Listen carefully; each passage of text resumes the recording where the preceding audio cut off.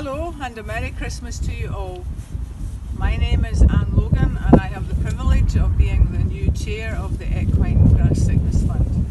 We all know what a devastating disease equine grass sickness is, the heartbreak that it causes, and for me as a vet, even after all these years, one of the most harrowing tasks that I have is when I've made that diagnosis is to have to tell the owner that their horse or pony has the disease, and actually probably the consequences will be that horse will have to be put down.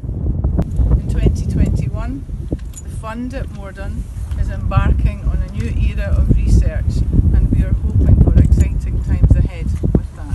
And so, as we all know, research comes at a cost, and we are hoping to involve all of you by bringing out bi-monthly e-newsletters to keep you informed of our progress with this research.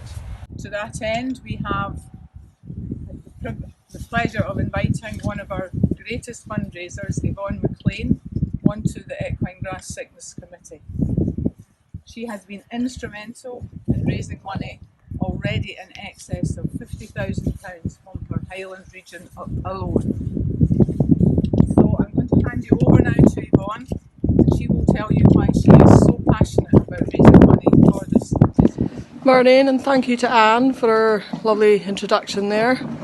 As Anne said, I started fundraising for the Grass Sickness Fund in 2015 after this big lump here had grass sickness in 2014.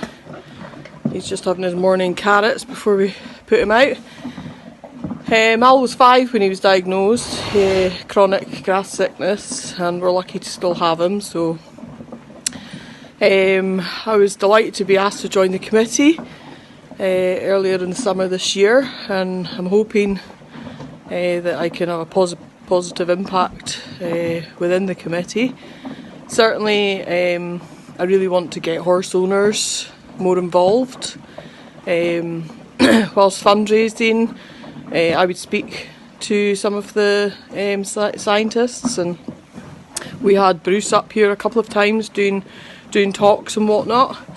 But I always felt that we weren't really getting enough information, so I'm hopeful that the videos that we're going to put out once a month and the bi-monthly newsletters will come as a warm welcome to the supporters and the horse owners that have gone through this in the past. 2021, I think it's going to be an exciting year for the research. As Anne said, we've got a few projects ongoing, and the introduction of the fellowship, PhD student, Bruce continuing with his mycotoxins, the biobank, so all really exciting stuff.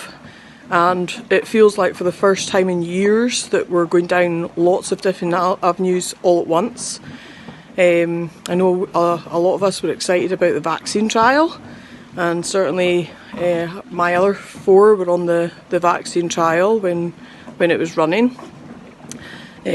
So this is a real positive for me, and I'm hoping that you guys can support.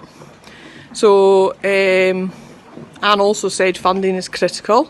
She's absolutely right. So we can't research without money going in the pot, and there's very few people being able to do that this year.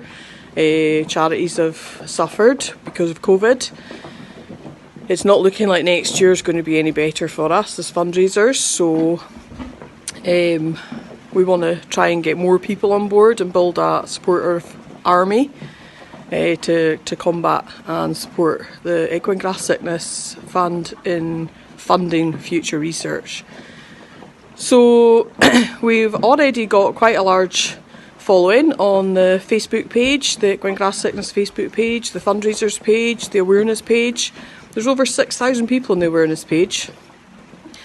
Can you imagine if everybody on there donated £1 a month? So it's less than half a cup of coffee out once a month.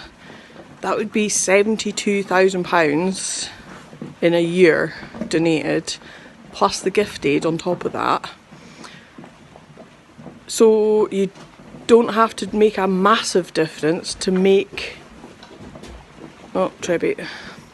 You don't have to put in lots of money to make a massive impact in the funding. So what I'm trying to say is if everybody put in a little amount, it would be far, far greater an impact than a few of us trying to put in a lot.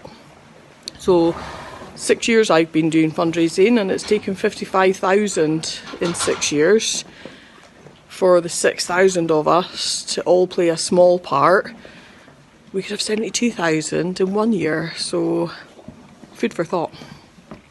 Anyway, I'm going to go and put this lot out because Trebby's been very nosy, and our big brother there is going to start getting jealous. Yes, you.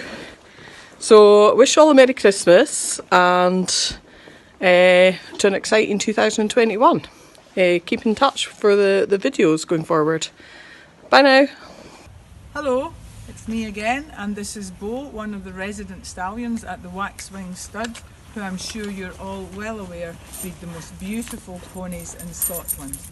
The stud, COVID willing, are hoping to have an open day in 2021 to raise funds for the equine grass sickness research, and I can only say thank you so much to Tom and Dave for their time and their efforts today in trying to make this video. Thank you.